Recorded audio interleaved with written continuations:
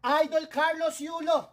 Lagi nagse-celebrate kasama ang kanyang kasintahan at dinadakila siya ng buong Pilipino. Pilipinas, mabuhay! Subalit ang kanyang ina nag-public apology. Makikita mo ang isang ina na napipigati, umiiyak sa publiko. Makikita mo ang isang ina na sabik ang makita ang kanyang anak at mayakap. Nandyan ang isang ina na humihingi ng patawad dahil sa pagmamahal sa anak para hindi mapasama ang anak. Humingi ng patawad ang kanyang ina. Panoorin po natin at mag-comment kayo sa public apology ng isang ina.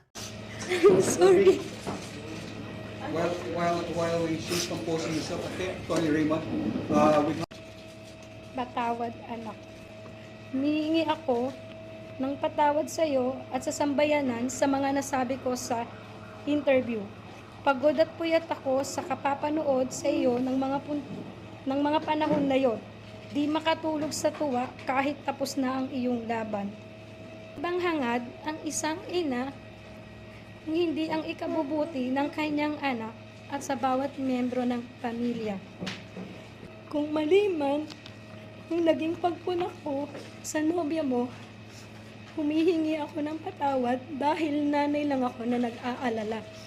Kaloy, congratulations sa iyong tagumpay.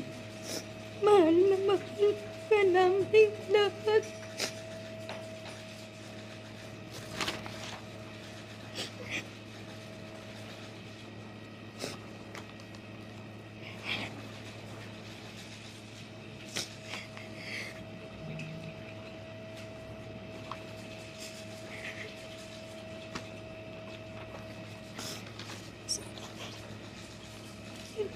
Sorry.